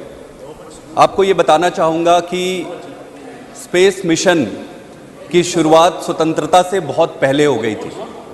कलकत्ता में प्रोफेसर मित्रा थे, सीवी रमन साहब थे, और आते आते स्वतंत्रता के बाद फिर विक्रम साराभाई और होमी भाभा, इन लोगों ने एक ऐसी लीडरशिप, साइंटिफिक लीडरशिप की नींव रखी जो आने वाले समय में आज इसरो का जो आज स्वरूप देखने को मिल रहा है, उसका एक प्रमुख कारण थे।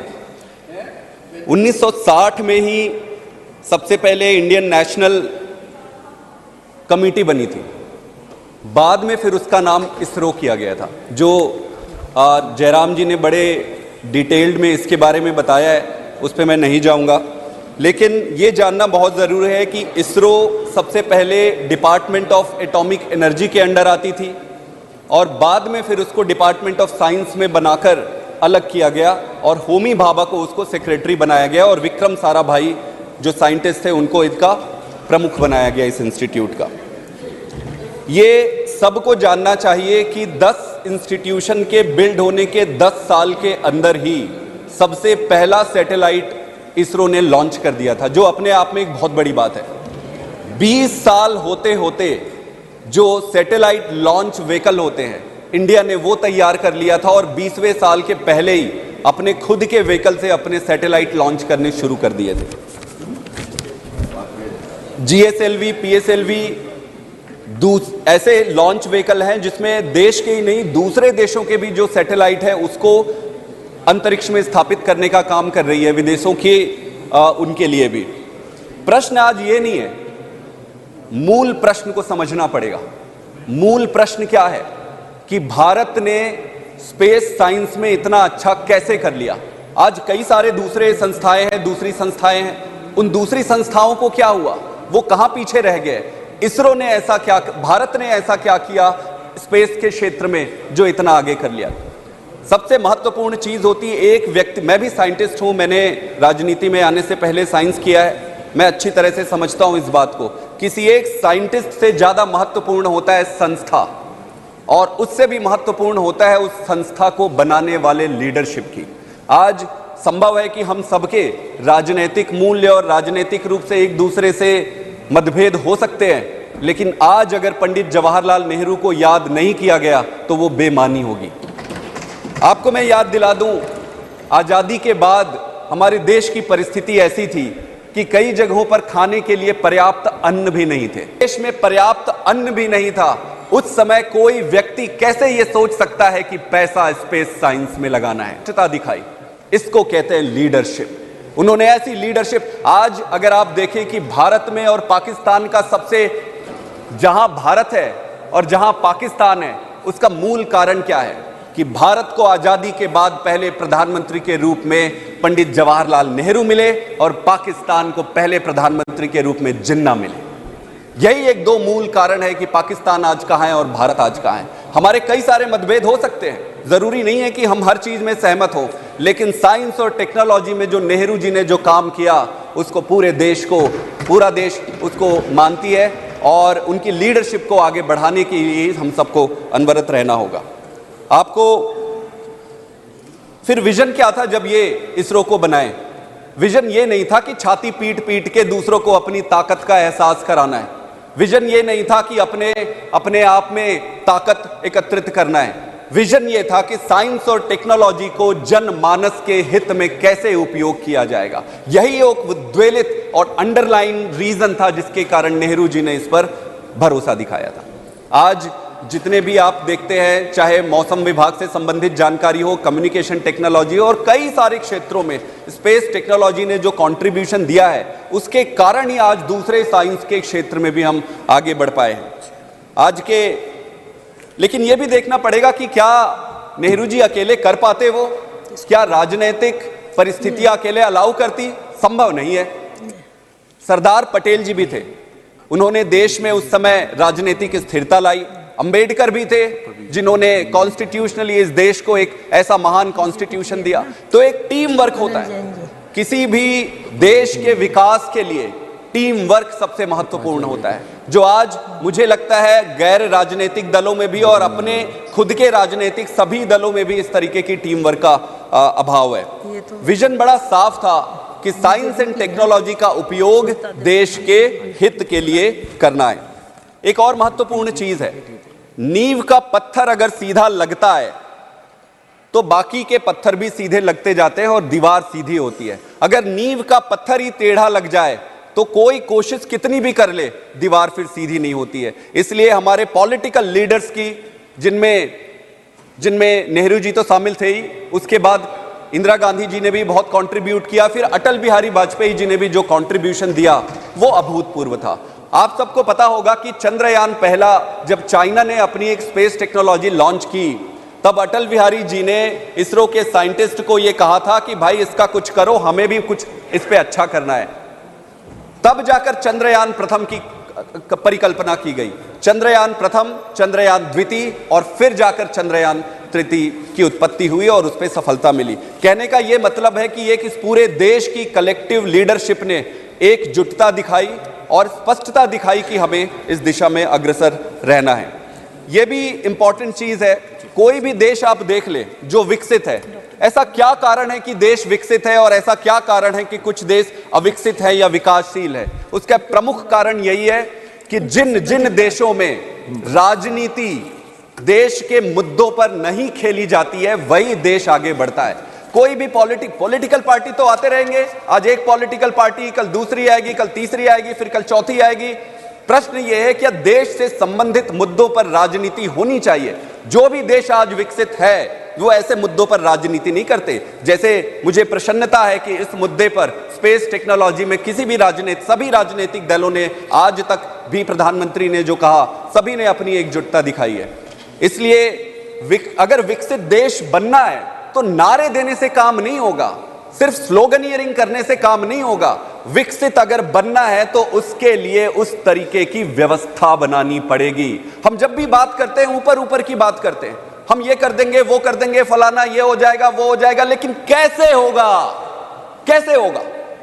कैसे होगा? जब तक आप आधारभूत चीजों पर डेलिब्रेट नहीं करेंगे, व्यवस्था नहीं बनाएंगे, चीजें आगे नहीं बढ़ सकती है।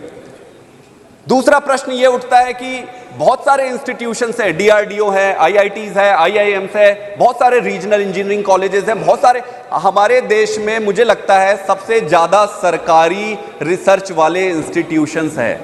ऐसा क्या कारण हुआ कि इसरो विकसित हो गया और बाकी के इंस्टीट्यूट, भाई पॉलिटिकल लीडरशिप तो उस समय भी थे, सबके लिए समान थे, फिर इसरो ही विकसित हुआ और बाकी के इंस्टीट्यूशन क्यों नहीं हुए? उसका एक बहुत महत्वपूर्ण कारण यह भी था कि साइंटिफिक लीडरशिप भी इंपॉर्टेंट होता है। इसरो के लिए, इसरो को जो लीडर मिले विक्रम साराभाई के रूप में और होमी भाभा के रूप में, उनके साइंटिफिक लीडरशिप ने भी जो नींव का पत्थर रखा, उसके कारण इसरो आज यहां तक पहुंची। आप एक चीज और देखिए, वर्क कल्चर किसी भी इंस्टीट्यूशन के लिए सबसे महत्वपूर्ण होता है। अगर उस इंस्टीट्यूशन का वर्क कल्चर सही है तभी इंस्टीट्यूशन आगे बढ़ेगा। अगर वर्क कल्चर खराब हो गया तो चाहे आप चले जाओ, मैं चले जाऊं, दुनिया का कोई भी व्यक्ति चला जाए, ना उसको इधर कर सकता है ना उसको उधर कर सकता है। वर्क कल्चर को ठीक करना पड़ेगा। तो वर्क कल्चर में ऐसा क्या हुआ इसरो में? इसरो में जहां तक मेरी थोड़ी समझ है, मेरे कई सारे मित्र भी वहां पे काम करते हैं, वहां पर डिलीवरी बेस्ड टारगेट्स होते हैं, डिलीवरी बेस्ड टारगेट होते हैं। वहां पर मेरिटोक्रेसी पे सबसे ज्यादा ध्यान दिया गया है। भाई आप साइंटिस्टों की जब भर्ती करते हो, साइंटिस्टों को लेते हो, तो जिस तरीके से आप उनकी भर्ती करते हो, जो मानसिकता है वो आधार बनाती है।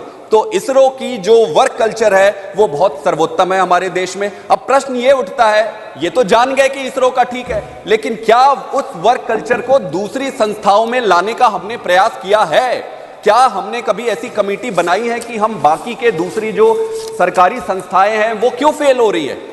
मैं फेल हो रही है नहीं कहना चाहूंगा, लेकिन अगर आप उम्मीद से कम परफॉर्म करते हो तो हमें उसको फेल मानना पड़ेगा। क्या आपने ये सोचा है कि हमारे देश में कितने सरकारी रिसर्च के इंस्टीट्यूशन है, उसको कितनी फंडिंग जाती है और फंडिंग के हिसाब से कितने साइंटिस्ट है, कितने साइंटिस्ट है, क्या आउटपुट है?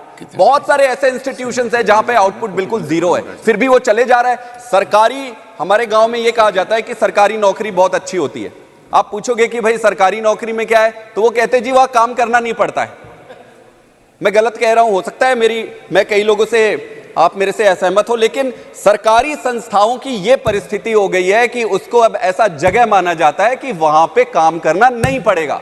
अगर सारे इंस्टीट्यूशन के वर्क कल्चर को ठीक नहीं किया गया समय रहते, तो यह मानना कि भारत विकसित होगा वो एक दिवा स्वप्न होगी। और सिर्फ भाषण से, सिर्फ किसी के भी, मेरे से भी, मैं राजनीतिक दलगत में उतरकर इस इतने महत्वपूर्ण मुद्दे को विशिएट नहीं करना चाहता हूं। आप वर्क कल्चर को ठीक करना पड़ेगा और इसके लिए सबको मिलकर काम करना पड़ेगा। मैं आईआईटी में, कैम्ब्रिज, ऑक्सफोर्ड, एमआईटी में पढ़ने के बाद मैं आईआईटी में प्रोफेसर था, मैं भी साइंटिस्ट था। साइंटिफिक जो फंडिंग है वो धीरे धीरे कम होती जा रही है। मैं मान सकता हूं कई सारी परिस्थितियां होंगी अलग अलग, वही तो लीडरशिप का परिचायक होता है। जब आपको कष्ट होता है, जब आपके पास कम पैसे होते हैं, तो कम पैसों में आप किसको कितना फंड करते हो और आपकी प्रायोरिटी क्या है, वही दर्शाता है कि लीडरशिप क्या है। जब आपके पास पूरे पैसे हैं, पर्याप्त पैसे हैं, तो सबको बराबर बांटना ये कोई बड़ी बात नहीं है।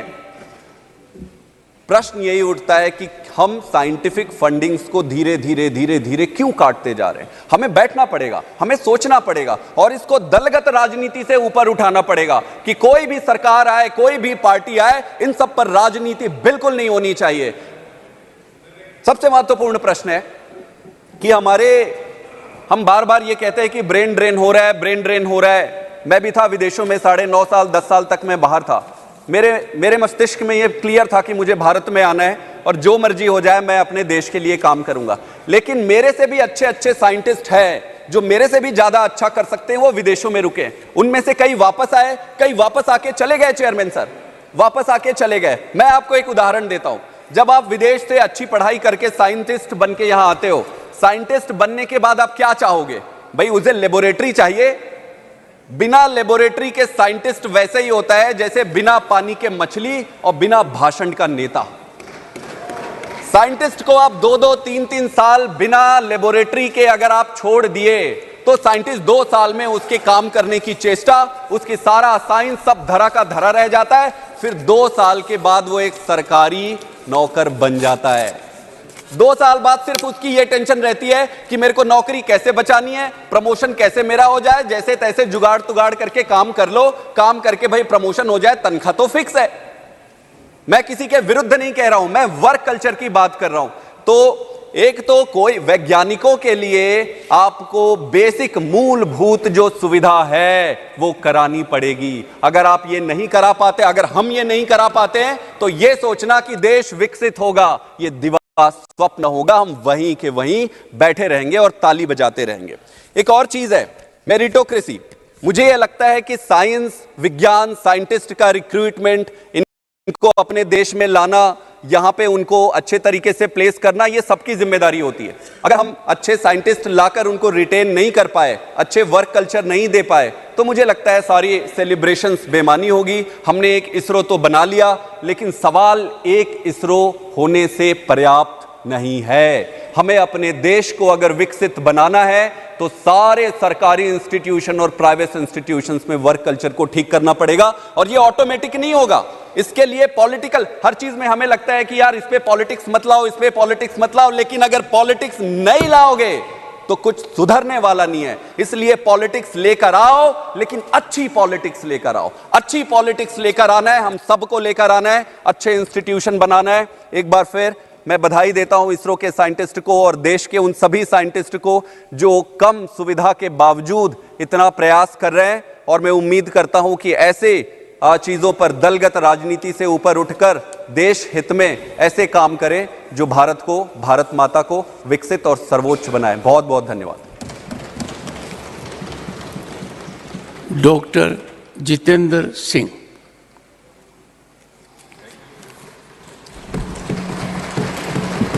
Thank you, Chairman, sir, for giving me this opportunity.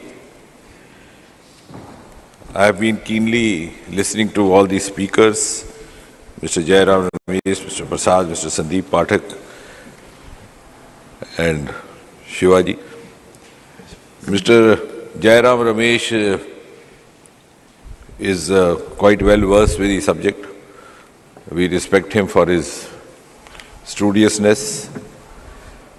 He has tried to also place some of the facts before the House, and in between try to also talk politics and science, which I shall respond in the course of few minutes, not in very big philosophical platitudes as he did, but in statistical data. Because as students of science, we are taught to speak with facts, figures, and evidence. But before I do that, and leave some thought for him to go home and ponder about, I seek your kind indulgence. प्रधानमंत्री मोदी जी के नेतृत्व की सरकार के मर्यादा के अनुकूल आपकी यदि अनुमति हो, तो गैलरी में बैठे एक हमारे सज्जन हैं, वो अगर खड़े होकर के अपना चेहरा दिखाएंगे सदस्यों को तो अच्छा लगेगा। Mister Veeramuthuvel, the project director of Chandrayaan, ladies and gentleman. You have celebrated Chandrayaan, you have seen Chandrayaan, you have sung Chandrayaan,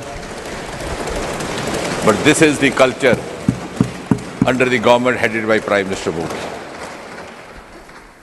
With all the patronage and support from all the quarters in the government, this team works in anonymity. And if there was an iota of politics, it would not have been so. It would have been otherwise. He is not a dynast. He is not there by virtue of being a member of any family. He is there and he doesn't even boast to be there. And his appointment was made by the present government to oversee Chandrayaan 3, the series of which started with Chandrayaan 1 the clearance of which was given by then Prime Minister Shri Atal Bihari Vajpayee, and the third of series happening under Prime Minister Modi. Now, before I go to the, no, I'll give you full strategy, enough food for thought, but I will not create an unpleasant taste for the House. So let's first celebrate what it is. I think we are first here to celebrate the science and the scientists. If you go back and see the pictures in the archives, Sarabhai carrying launcher vehicle on the bicycle carriage. Who was the Prime Minister at that time? Which was the government at that time? सभापति जी, हमारे वैज्ञानिकों में कभी प्रतिभा की कमी ना थी, योग्यता की कमी ना थी, निष्ठा भी थी, मेहनत करने का जज्बा भी था, आंखों में सपने भी थे, और कुछ ना होते हुए भी कर गुजरने का साहस था, लेकिन अभाव था अनुकूलता का, और वो अभाव अब पूरा हुआ।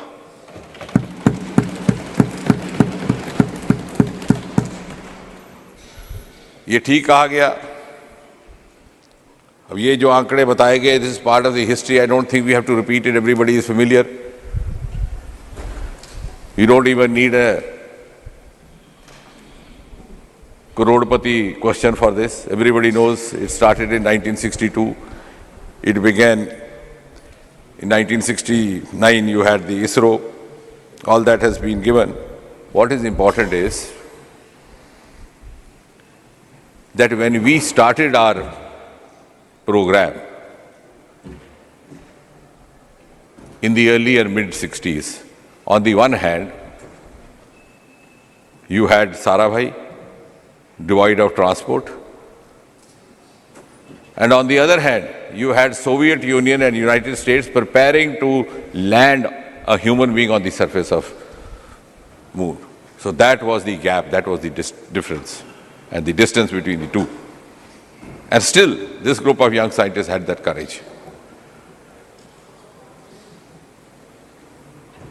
Now, what has happened which has led to this quantum leap? Something might have happened. कोई जादू की छड़ी आ गई। हमारे मित्र कह रहे थे कि वैज्ञानिकों को पैसा नहीं दिया जाता, प्रोत्साहन नहीं दिया जाता, उसकी भी मैं बात करूंगा एक एक करके। शायद कुछ एक हाल ही के दस्तावेजों से वो परिचित नहीं है। कुछ तो ऐसा हुआ होगा that we started meeting success now and not then. 3 generations later, इन्होंने कहा कि this is not a military program. ठीक है जयराम जी ने, and he complimented for not making it a military program. The question then is, if it was not a military program, then why were the civilians debarred from entering into the premises of Sriharikota and this? You had regimented it. It is for the first time that the gates of Sriharikota have been unlocked in 2020. Who was the Prime Minister at that time? I am not going to say. Because this debate is not around Prime Ministers. Unfortunately, it has been sought to be. No, you made it. You made it a Nehruvian debate. I don't want to go into Nehruvian blunders. I am not going into that at all, because I said, with all honesty, we'll talk in facts, figures, on the basis of evidence. We don't even need to name the Prime Minister. I am not naming anybody. But this happened only in 2020. At the time of launching of Chandrayaan, Chairman Sir, there were 1,000 media persons right at the site watching it with their naked eye. Somebody tweeted from that side, I don't know whether it was Jairam ji himself, कि what is the difference, क्या बड़ा हो गया? I was that time at that side. The landing had just happened 10 minutes earlier, and the media person confronted me. What do you say? ये आया उनका, वो भी विद्वान है, वो कह रहे हैं कि क्या फर्क पड़ा जो इतना शोर हो रहा है. I asked him, when did you come here last? He said, sir, first time. I said, that is the difference. No, this will tell you. अब बात तो आगे चलेगी। तो ये ट्वीट करने का क्या मतलब था? सुनिए बात को. You'll have to. Now the point is, the common man was debarred from even peeping inside the gates. This will address all that is being said. Now they are saying why they were kept away. You had kept the Space Department behind a wheel of secrecy. You had regimented it. You had disallowed it to be synergized with all these stakeholders. You had disallowed to the industry to indulge in this. And that is why the progress got halted. It took us 75 years to reach where we have reached. And that has happened after the quantum leap of the last few years. What has happened? Before 2014, there were 4 startups in space, 4. It is embarrassing to say. Between 2020 and today, there are 150 startups. Earlier ones have already turned into entrepreneurs, like Skyroot and others. I'll come to, one of our friends spoke about the science at large, that also I'll come, but let's first celebrate what we are doing.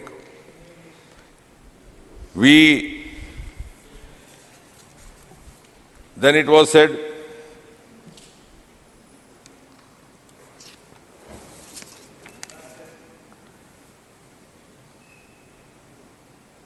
engineering colleges, government engineering colleges, women colleges, this is what Sri Jairam ji was saying. And he was saying, why you celebrate 5 IITs only? Thank God we celebrate. These were created by Nehru. But we have never said that our scientists are only from IITs.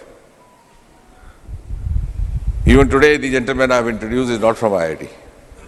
None of them. And we have also celebrated women scientists, while Mr. Veera Muthul is the project director, the joint director is Kalpana. And of course, for Aditya, as T. Shivaji rightly mentioned, Nijar Sharji from Tamil Nadu. Now you have narrated entire history because you think you are addressing a house which hardly reads science, hardly reads space. So you score 1962, this happened, 1969, Sarabhai died. We know all those details. Sarabhai, I can give you even further details, how he died and what happened. He died from a myocardial infarction. There was a conference in the night, he didn't wake up in the morning. Then Satish Dhawan. No, you have spoken. You have spoken. You have spoken. I'm not yielding. What I'm trying to say is, you are trying to narrate a chronology. You are trying to narrate a chronology simply to summarize the facts.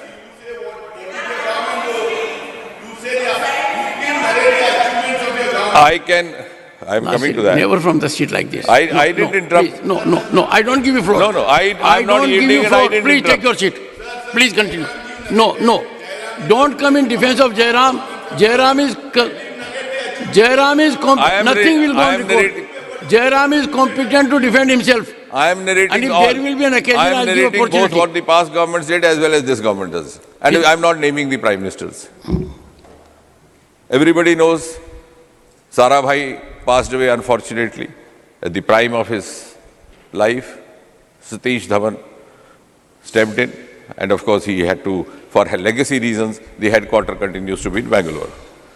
Now who knows Satish Dhawan more? Incidentally, he belonged to Jammu and Kashmir, which many of the friends here may not be aware. Nevertheless, that is besides the point. What I'm trying to say is, need not share these facts just to impose ourselves. Let's actually talk about the facts and figures. Now, when you say what is new, and as it was tweeted, the new is the budget itself. I'm going to come to the funding as a whole, but if you see only the government budget, if you see the space budget alone, there is a 142% increase in the last 9 years. The budget of Department of Space in 2013-14 was 5,168 crore and 96 lakh. You can check, verify.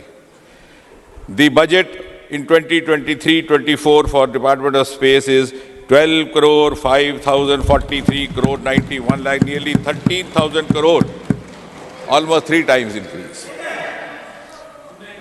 Now for the friends who were generalizing, saying what is the science budget, I can give you individually. Overall, if you see all the science departments, the total budget in 2013-14 was 21,025 crore. This year, it is 57,303 crore and 69 lakh. I'm not going to the other departments of science because, for example, even in atomic energy, somebody was referring to atomic energy. It was 7,561 crore in 2013-14, and it is now up 3 times, 25,078 crore.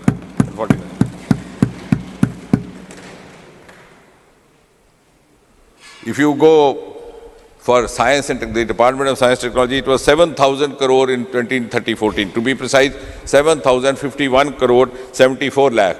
Somebody can take down these figures and verify them. In 2023-24, it is more than twice, 16,361 crore and 41 lakh. Now what more in funding? Our friend who claimed to be a scientist was bemoaning this. What earlier governments did not do and what this government has done. What he was trying to suggest is that we should make it more liberal for funding. Maybe he has not gone through because that day there was so much of din. Unfortunately, discussion could not happen when I brought in the National Research Foundation bill over here, the Anusandhan bill. I wish you were there, we could deliberate on that. They were not interested. That has precisely addressed what Honorable Member Mr. Pathak was mentioning, which could not be addressed by the earlier government successively in 75 years, has been addressed now. I'm not going to name who's the Prime Minister. Anusandhan National Research Foundation envisages almost 80% of funding from non-government sources. It was important for India, ladies and gentlemen, Honorable Member, Honorable Chairman, sir, because if we have to grow globally, we have to live up to global parameters, we have to be ready for global challenges, and we have to beat them in the global strategies. America already had a foundation, I'm sure he must be aware, claiming that he is scientist from abroad, the National Research Society. Some of the European countries had, like Germany. Why didn't we have? Why did we have to wait 14 prime ministers? Why we waited for 14 prime ministers? Who will answer this? And this is all based on facts and figures. You can check it. Today, we have National Research Foundation in the form of... We will resume at 2 p.m. The House stands adjourned to meet at 2 p.m. today.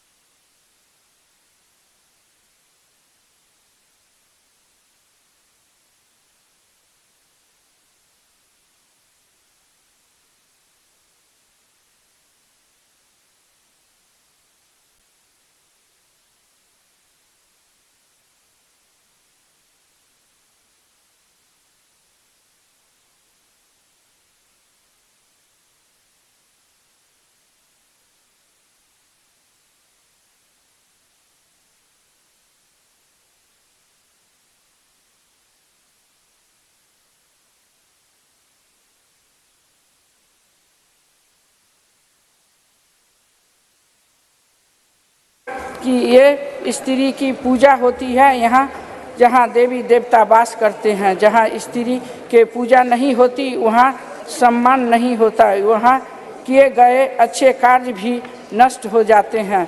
महोदय, ये हमारी भारतीय संस्कृति रही है और सरकार के इस बिल के माध्यम से साबित कर दिया है कि संविधान में सम्मान लिंग भेद से वंचित नहीं किया जा सकता है।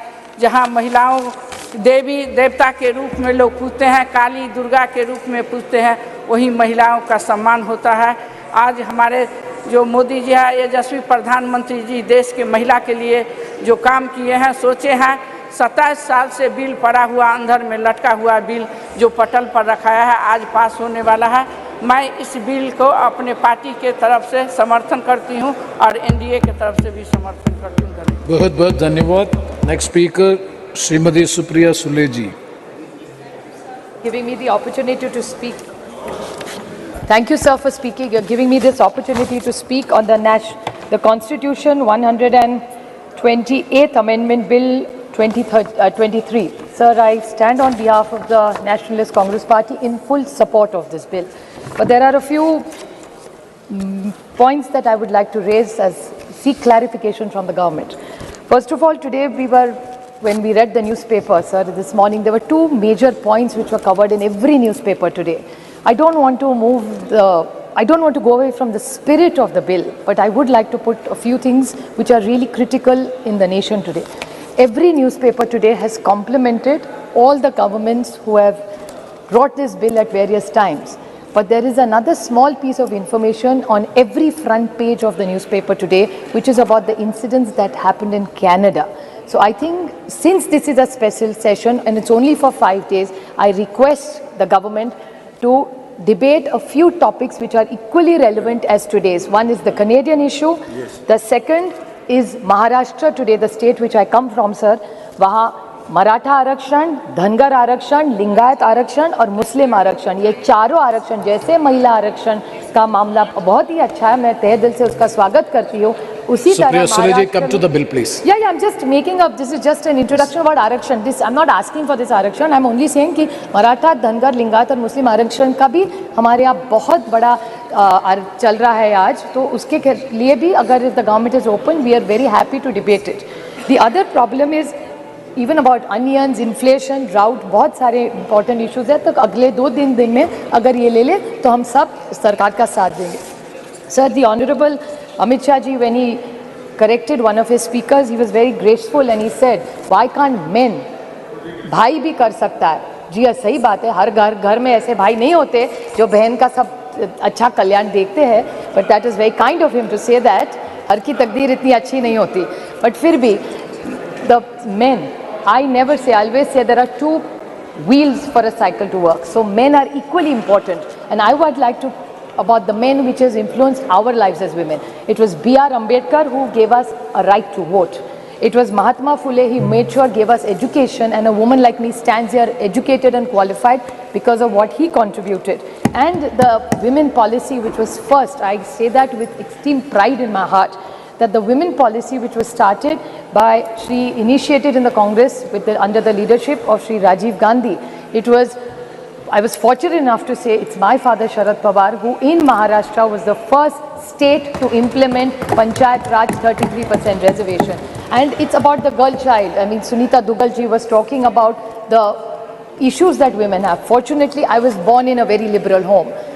My father and my mother, there was only one condition my father laid to my mother, that if we have a child, whatever the gender, it can be any gender, a girl or a boy, but we are not going to have more than one child. And I was born, and my father after that did the family planning, not my mother. So I really say this, it was 50 years ago, 5 decades, when nobody talked about Beti Padhao or Beti Bachao. I come from a family, and same is applicable to my friend Kanimoli. Her mother also chose to have only one child as her parents have had. So we come from these families. You also, Raja ji also has only one child, one daughter. So we are very lucky you also have one daughter. This is a great house where we are blessed that with decades we are genuinely liberal. We are not looking for one. There are many families which come from this kind of liberal modern thinking where we are not trapped into genders. Sir, this is a big social change that we came in. I would like to bring few points to notice, which I think Nishikant Dubey ji, the lead speaker, I mean, I don't get into the gender, so I'm not affected whether he led the debate from BJP or he did. But I want to ask some clarifications to BJP. I felt, these were my emotions, that BJP was taking anticipatory bail by making him lead from the front this time in the debate. The reason of the anticipatory bail was he was asking us all the questions which we have raised or which have come in newspapers or what people have said yesterday. He yesterday said, he said that, oh, ये तो ST, SC, OBC का अभी मांग करेंगे. क्यों नहीं मांग करेंगे? सरकार से हम लोग ऑपोजिशन मांग नहीं करेगी तो कौन करेगा? And why not? This is a great golden opportunity on 303. दे दीजिए. Nothing wrong. So why is it that we are only asking for something? बड़ा दिल करके आप ST, SC, OBC, let's make a constitutional amendment. It's a special session. Let's send a message to this nation that we are committed to ST, SC and OBC. What is wrong with that? And if they have a different view, BJP must clarify that stand. The another point, sir, which is very concerning with what he said was, he said that Geeta Mukherjee, Sushma Swaraj. He's absolutely right. I have high regard for Sushma ji in my heart. But what he mentioned, another person was Brinda Karatji. आपको याद होगा 2010 में Brinda Karatji also contributed substantially. There are a lot.